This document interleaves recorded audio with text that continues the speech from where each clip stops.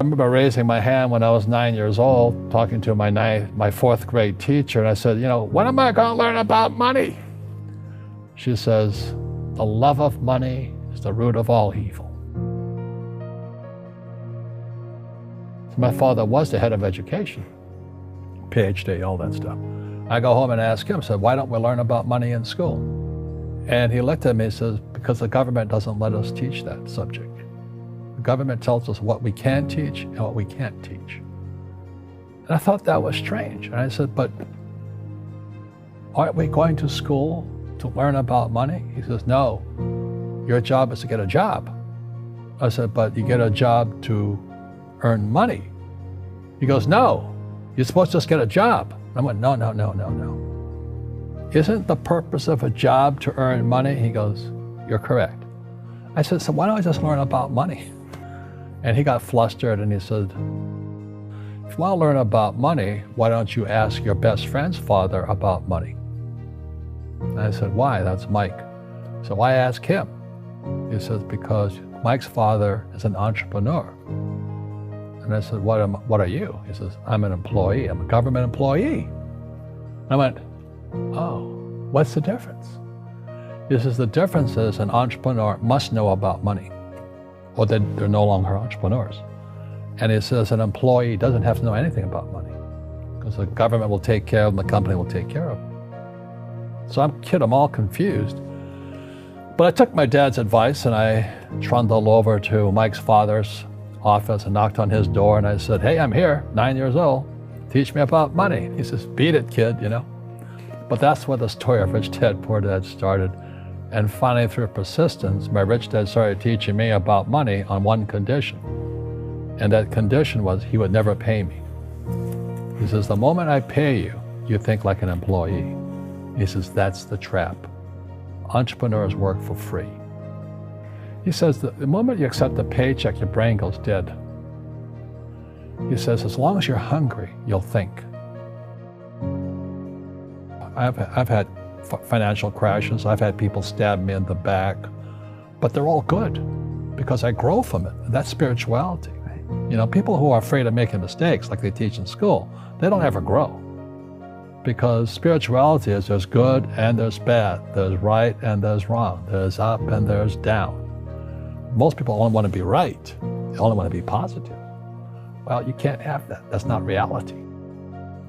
Well, I wasn't poor by most people's standards, but I came from a family with a poor attitude, if you know what I mean. Because rich, poor, middle class, poverty starts with a fundamental attitude.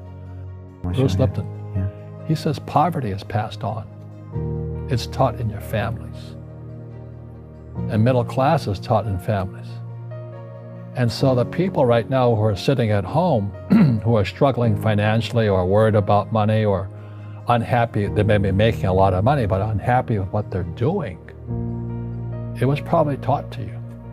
Your superego was taught, get a job, work hard, or you'll never be rich, or the rich are evil, or whatever. The school system will never teach you about money. The school system was designed to teach you to be an employee, which is important, or a doctor or a lawyer, a specialist, but never about money. And what most people lack is real business knowledge, like accounting, like debt, like taxes. You got to know that stuff, but they don't teach it in school to anybody. So, and then when people ask me, how did your rich dad learn this? And the answer is very simply, my rich dad was my best friend's father. His father died when he was 13. So rich dad had this family business at 13 to run. So he had to drop out of school, which was his blessing. And then his teachers became his bookkeeper, his accountant, his attorney, his banker, his real estate agents. So he has what I call real teachers, not these fake teachers in school. You see, most teachers in school, they're out of ethics. They teach subjects they themselves don't practice.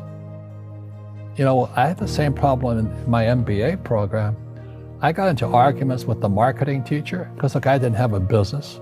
So I understood what a fake teacher is. A fake teacher is somebody who just wants a job and they'll teach anything. You know, they teach you how to shine shoes if you pay them more money. But they really don't know what they're teaching. In life, one of the things I suggest to people, you got to find a real teacher versus a fake teacher. And a fake teacher is somebody who doesn't do what they teach. And a real teacher is doing what they teach every day. Our school systems are making our students weaker. So in school, they have these things called now trigger effects. So you can't, as a teacher, you can't say anything that might upset the student. They don't want anything that might jar their point of view.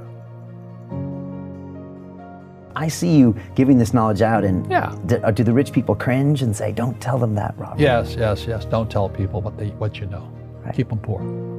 The poor will always be amongst us because it starts up here.